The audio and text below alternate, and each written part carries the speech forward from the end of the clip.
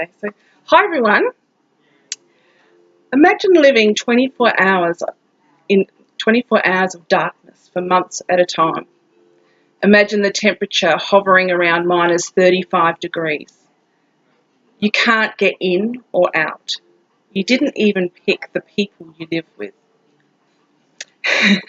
You're stuck there for a year. Antarctica in winter is totally inaccessible, which means once the last ship leaves in February, no one can get in or out of the place, ever, until until the ship returns in November.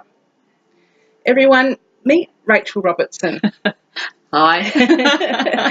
Rachel led an expedition to Antarctica and was responsible for the welfare and safety of 18 members of her team for an entire year.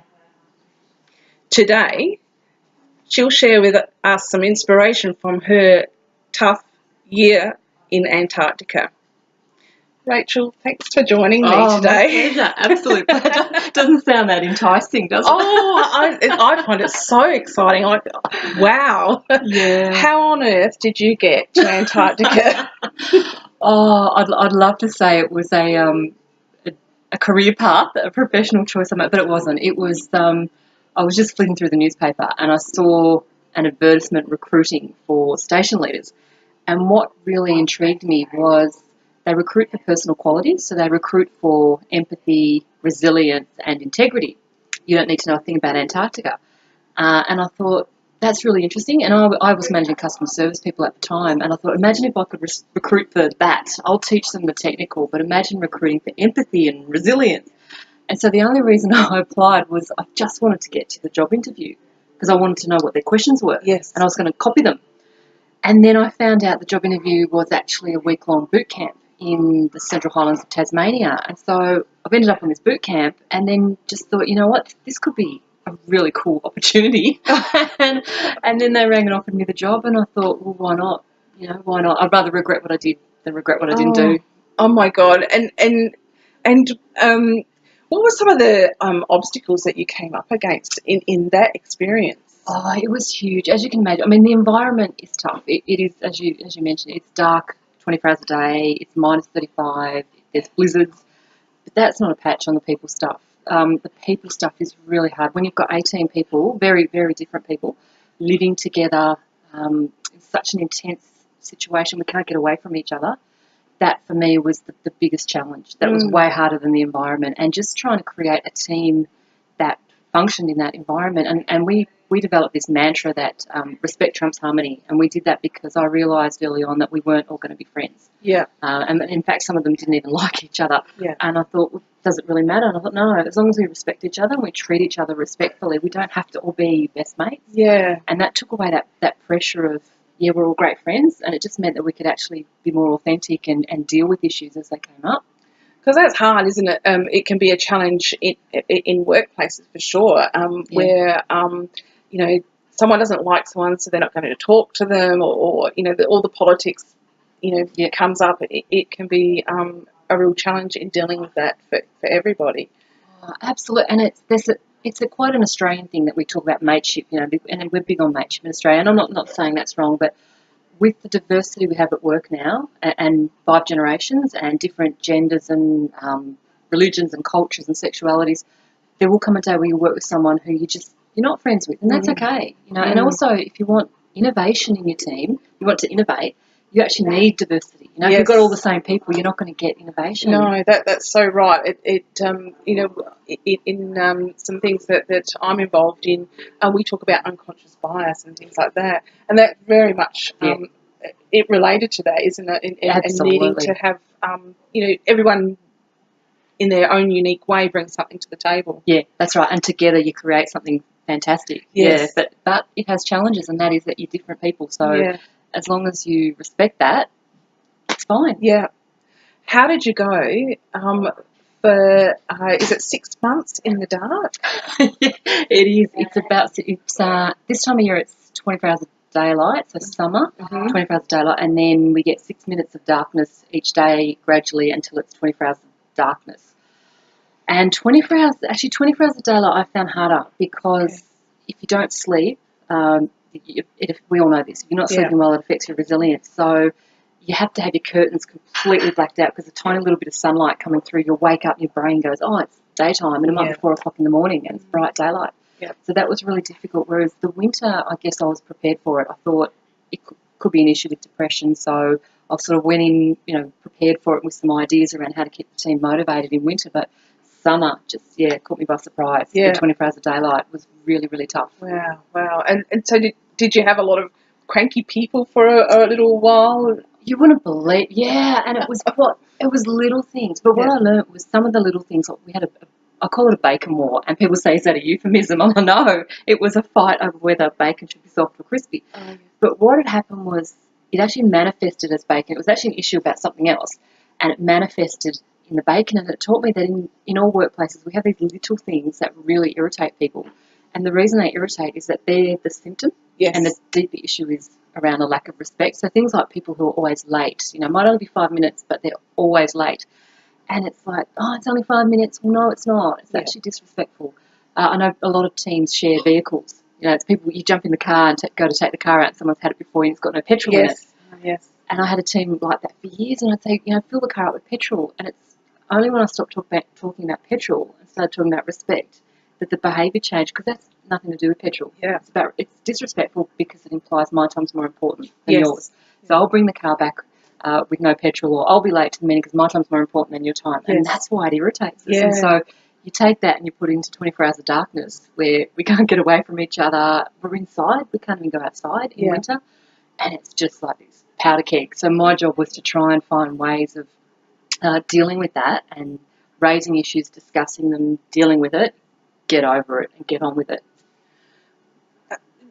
Rachel, you, in your book, Leading on the Edge, can we show you your book? Absolutely, because I love this book. A friend of mine recommended it some time ago, and I was actually, I was reading it the whole weekend. I read it in a weekend, and I'm not really a reader. I have to confess that, I'm usually audiobooks and things like that. Yeah. But I just really loved it. And what I took from the book, one of the main things, is a mantra that I use regularly, and that's, regret the things you did, not the things you didn't.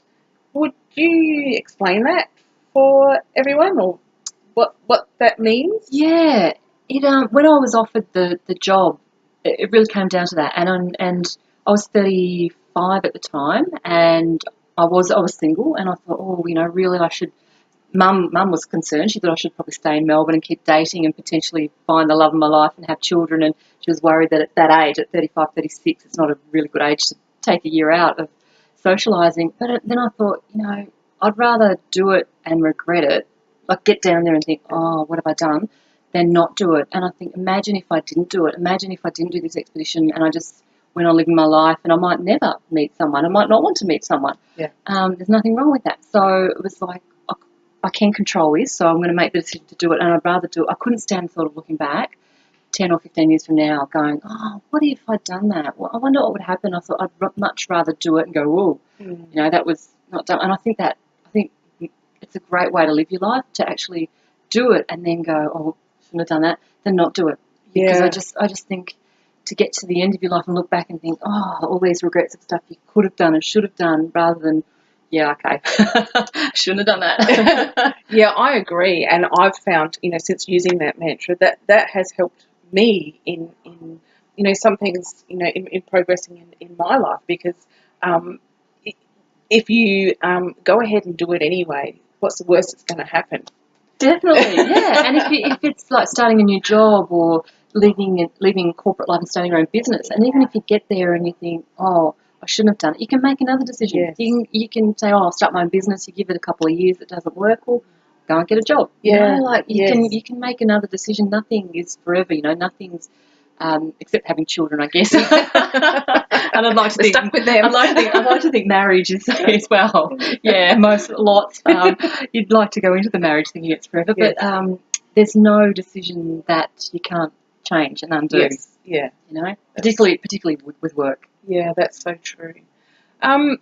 Rachel, resilience. How did you maintain resilience through that year Yeah. in Antarctica? It's tough. I was the second woman at Davis Station, and I had dinner with Diana Patterson, who's the first woman, and I asked her, I said, how did you do it? And she said to me, one of the tools, she said, I kept a journal.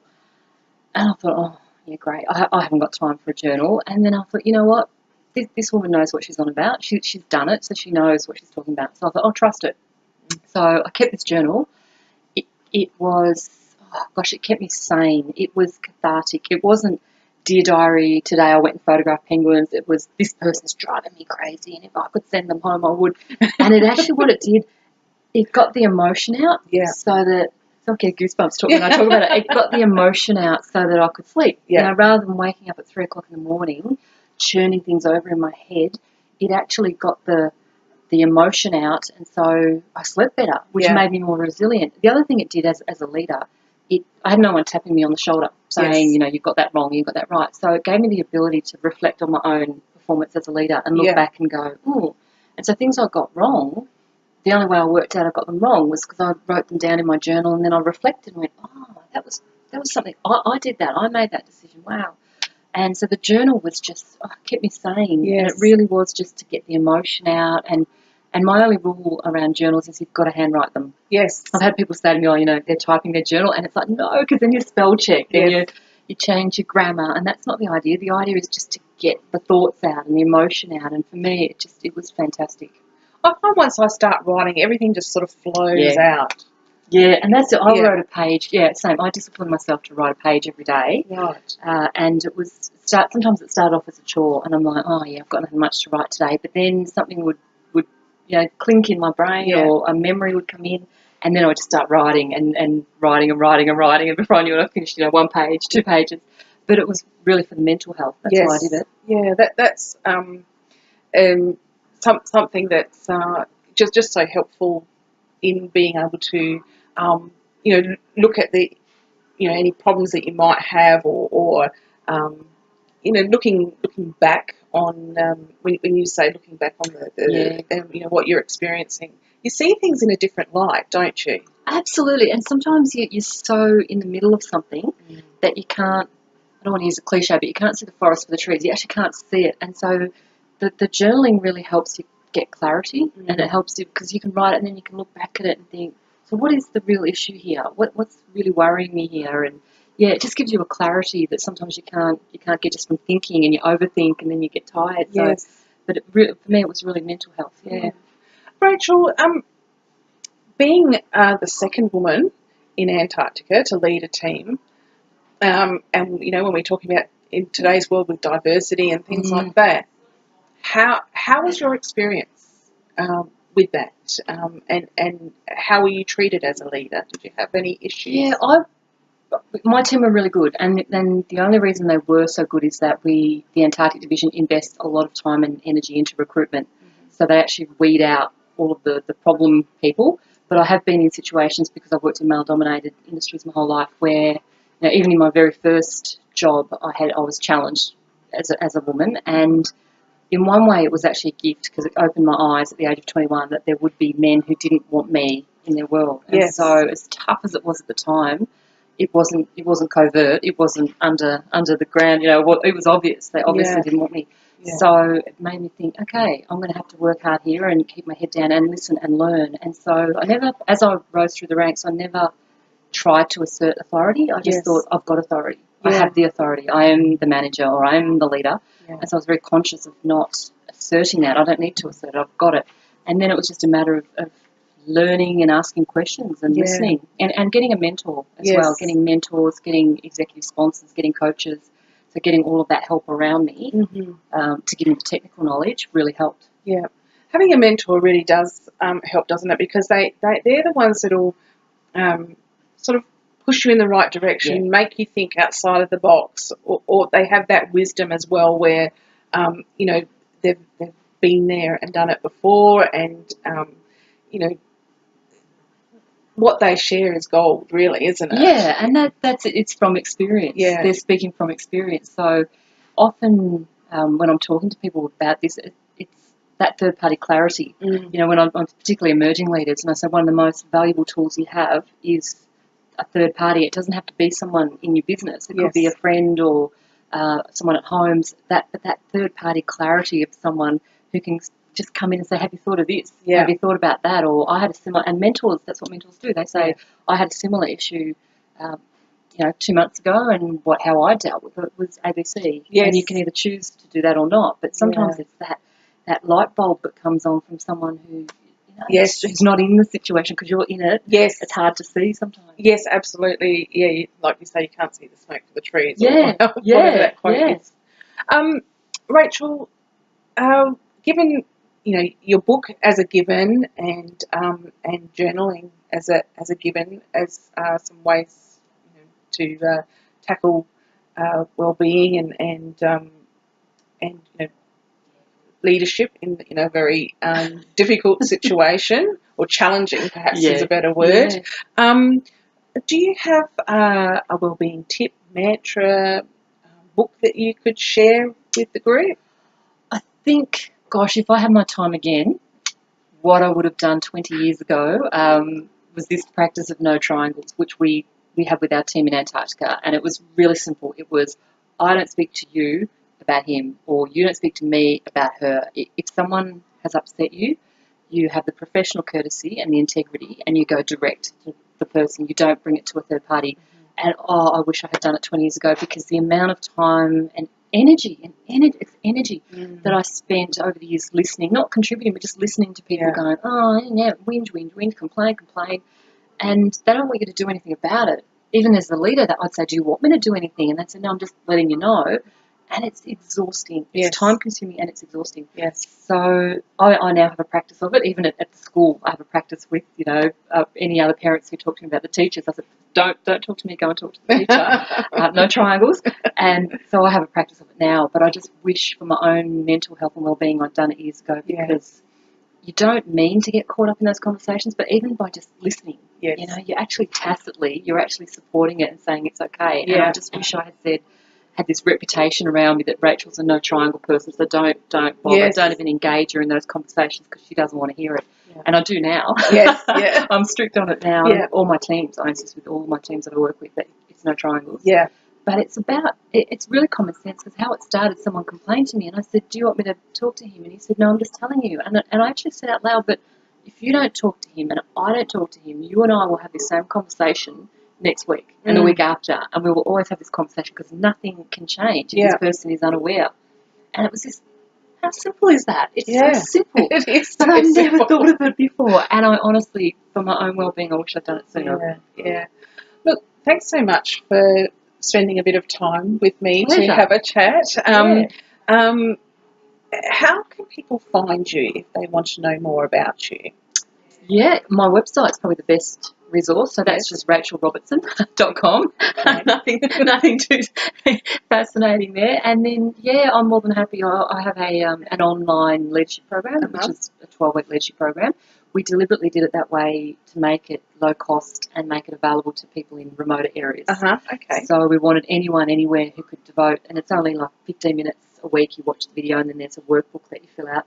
So we wanted to make it available to anyone, anywhere, particularly for women. Okay. So there's that, and then I often do a lot of speaking work at events and travel around. I'm usually in someone's neighbourhood, talking to a group. So more than happy to come out and chat to groups. Well, I'll put a link to your course and your book in the notes, and also what we'll do is we'll ask if there's any questions from the group, and perhaps we can get you on to absolutely answer them if they've got some. Absolutely. Send them in. Excellent. So thanks again for spending the last 20 minutes with me. I really pleasure. appreciate it. Absolute pleasure. And thank you. No worries. Okay. Thank you.